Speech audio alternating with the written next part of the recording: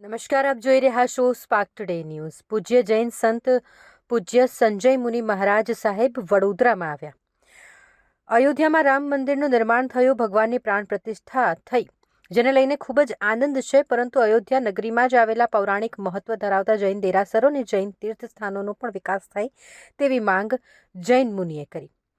પૂજ્ય સંજય મુનિ મહારાજ સાહેબે અયોધ્યા મંદિર સહિત અનેક મુદ્દાઓ પર ચર્ચા કરી। આ સાથે તેમણે સંતોની સુરક્ષાને લઈને પણ સવાલ ઉઠાવ્યો અને કહ્યું કે ચોક્કસ સ્થળ પર ચોક્કસ સમયે જ જે પ્રકારે જૈન સંતોના અકસ્માતો થાય છે તેની યોગ્ય તપાસ થવી જોઈએ। આ પ્રકારની ઘટનાઓને તેઓએ ષડયંત્ર હોવાની પણ આશંકા વ્યક્ત કરી। તેઓએ ભારપૂર્વક એમ પણ જણાવ્યું કે જૈન સંતો દ્વારા પ્રધાનમંત્રી સહિત મહાનુભાવોને જ્યારે જ્યારે રજૂઆત કરવામાં આવી છે ત્યારે તેનો પ્રત્યુત્તર પણ મળ્યો છે, પરંતુ જે માંગ છે તેના પર કાર્ય નથી થતું। આ મહત્વના મુદ્દાઓને લઈને જૈન સંતો હવે સમાજને જાગૃત કરશે અને સમાજના માધ્યમથી સરकारને जगावानो प्रयत्न करशे। पत्रकार की स्थिति जो आज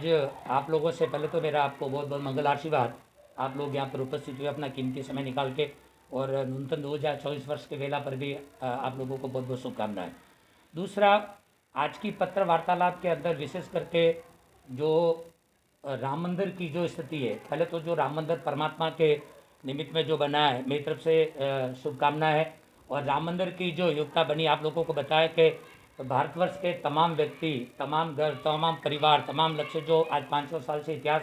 के द्वारा वो वेट कर रहे थे, तो वो जो वेट का इंतजार था, वो वेट की घड़ियाँ ख़त्म हुई और आज वो मंदिर बन के हमारे लोगों के सामने व्यतीत देवनीय युगनीय बंदे दर्शन के लिए आज वो उपस्थित है। तो उसके लिए हम यहाँ से वंदन करते हैं और माननीय प्रधानमंत्री, माननीय राष्ट्रपति, प्रधानमंत्री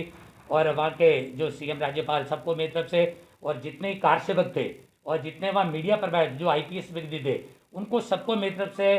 मंगल आशीर्वाद है कि हमारे इंडिया के अंदर एक चौथा स्तंभ है मीडिया, और मीडिया के माध्यम से ही आज मोदी साहब का या कल्याणकारी प्रगति जो देश के अंदर घर घर फैला है, और मीडिया का योगदान के मुताबिक आज घर घर के अंदर राम पहुँचे और घर घर के अंदर, गली गली के अंदर आज राम की महिमा का आधार है। और राम की महिमा की जो व्याख्या दी गई है वो अति विशेष है, क्योंकि उनकी व्याख्या, उनका शब्द, उनका नाम और उनका स्थान एक ऐसे स्थानों में आता है जिसका वर्णन करना भी हम लोग में क्यों हमारे लिए वो वंदनीय, पूजनीय और सदा सतत रहेगा। क्योंकि एक पिता, एक पुत्र, एक परिवार की 5 पीढ़ी या 4 पीढ़ी होती है। हम उनको पूछते हैं कि तेरे पापा का नाम क्या है, पिताजी का, दादाजी का, तो दादाजी का नाम तो ले लेता है पर तीसरे चौथी पीढ़ी का नाम भूल जाता है। पर भगवान जो रामचंद्र का इतिहास है, प्रगति का इतिहास है, वो आने वाली युगों युगों तक, पीढ़ियों तक अगर किसी को पूछेंगे तो वो नाम कभी भूलकर, वो साक्षात रहेंगे, अजर अमर रहेंगे और उनका नाम हमको भुला नहीं सकते। तो माननीय प्रधानमंत्री जी को भी और मेरी तरफ से मंगल शुभकामना और आशीर्वाद है। दूसरा, उसके अंदर एक इशू आया था, कल हमारे पास में कुछ मित्र पत्रकार भाई आए थे, उन्होंने पूछा था कि जो उमा भारती जी के बारे में और यशोदा जी के बारे में काफ़ी पूछा गया। तो जो कार सेवक उस पीरियड में थे, जो अडवाणी जी ने यात्रा निकाली थी, उस कार सेवक के द्वारा वो वहाँ उपस्थित थे और उन्होंने वहाँ पर पहुँचे, कार्य पे थे, उनकी भावनाओं का जब हमने आंखों से पानी, उनके वो मोती जब उनके गिर रहे थे, तो मन में 2 क्वेश्चन जरूर पैदा हुए कि वो हाजिर होते हुए भी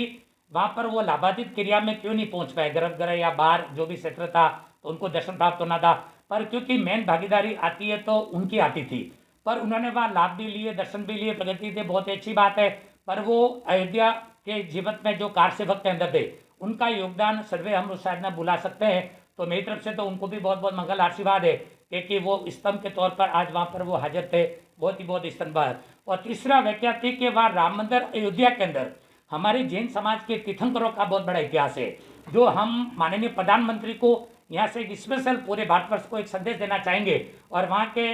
योगी राज जी को भी एक संदेश, सीएम साहब को मेरा संदेश होगा कि हमारी जैन धर्म की और हमारी डिमांड है कि वहाँ कुछ जमीन वहाँ पर उपस्थित करवा दी जाए, जो हमारे तीर्थंकरों का वहाँ पर जो इतिहास है, वहाँ भी एक भव्य मंदिरों का निर्माण बने। बाकी सब मंदिरों का माननीय प्रधानमंत्री जी 10 साल से आए हुए, वो सब धर्मों के अंदर मंदिरों का विकास हो रहा है, तो जैन धर्म पीछे क्यों है? जैन धर्म को क्यों नहीं आगे लिया जा रहा? जैन धर्म के कुछ ऐसे तत्व जो पुराण तत्वों के अंदर है, तो उसका भी जैसे द्वारका के अंदर देखा गया, द्वारका के आगे 15 किलोमीटर दूर है जो हमारा जैन तीर्थ बना हुआ है, वहाँ नेमिनाथ भगवान की मूर्ति थी, पर आज वो सरकार के अंदर आ गया, वो पुराण तत्व के अंदर आ गया। पर वो नेमिनाथ भगवान, उनका जीर्णोद्धार कौन करेगा? तो सरकार को चाहिए, सरकार, राज्य सरकार को भी चाहिए, गुजरात सरकार को भी चाहिए, और माननीय प्रधानमंत्री जी को मेरी तरफ से एक स्पेशल कहना चाहूँगा कि हमारे जैन समाज के जितने तीर्थ है, जो क्षेत्र में पड़े, सुने पड़े, आधार पड़े, तो वहाँ पर उन तीर्थों के बारे में भी सरकार और केंद्र सरकार सोचे, राज्य सरकार सोचे। और मैं चाहूँगा अयोध्या की भूमि के अंदर आज वो विवरण स्थल बन चुका और आज एक स्वर्ग स्थान अयोध्या का बन चुका है, जो माननीय प्रधानमंत्री की मेहनत और लीला रंग लाई है, जो माननीय प्रधानमंत्री ने असंभव को संभव करके दिखाया। तो हम चाहेंगे कि हमारे जैन धर्म का भी वहाँ पर इतिहास है, तो जैन धर्म के अंदर भी वहाँ कुछ तीर्थों की उपमा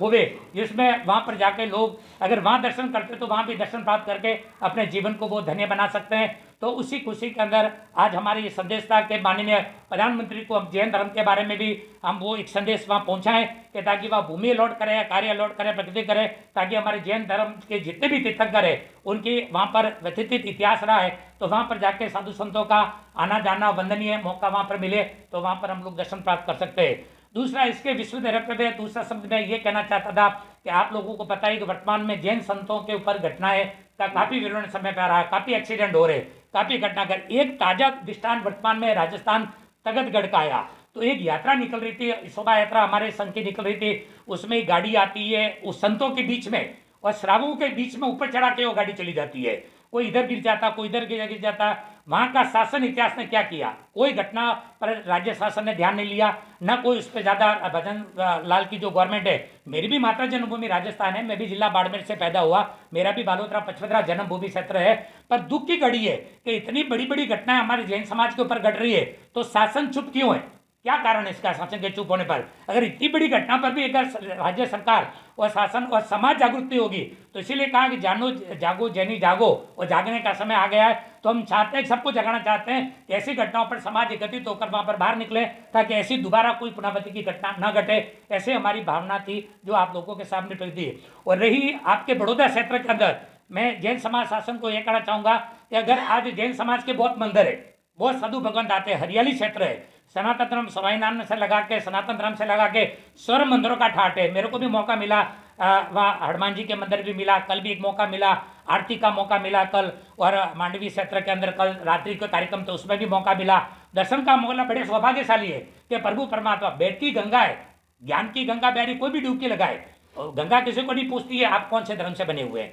आप कौन से धर्म, आप जैन है का जैन है, प्रगति है। गंगा का काम बहना और हमारा काम है डुबकी लगाना, तो हमारा संतों का काम है डुबकी लगाना, और हम कार्य हर जगह क्षेत्र में जाते हैं। तो आज इतने मंदिर, इतने धर्म है, पर हमारे जैन समाज को ये बड़ौदा क्षेत्र के संदेश में स्पेशल संदेश है कि आज जैन धर्म के कोई दर्शनार्थी, मैंने माननीय प्रधानमंत्री साहब को आगे भी काफी लेटर लिखा, जिसकी जवाबदारी के लेटर उनके सेक्रेटरी के द्वारा हमारे पास में प्राप्त है, आज भी मौजूद है, क्योंकि हमने सिक्कर जी का मुद्दा उठाया, हमने गिरनाल जी का मुद्दा उठाया, हमने पालितना जी का मुद्दा उठाया, हमने अन्य कुंडलपुर का मुद्दा उठाया, हमने महावीर जी का मुद्दा उठाया। कुछ मुद्दे उठे जो आप लोगों को ही पता है, आपसे कोई छुपी नहीं रहती है, तो आपका तो स्तंभ ही, आपका परिवार ही है जो उस मुद्दों को लेकर आज आगे गए। जब उन्होंने, उनके कान में आवाज आती है, और जब जाती है तब वो जागते, वो कहते हैं जगाना हमारा काम है, हम कहते हैं जागो समाज जागो। मोदी साहब कहते हैं कि हमारा काम है, हमारा भी काम है, न हम कार्य करते हैं, हम न खाते न खाने देते, न हम सोने देते हैं, हमारा काम ही है, न सोने देते, हमारा कहते जागो, और जागने का समय आ गया, ये पाप मैल धोने का समय है, प्रगति है।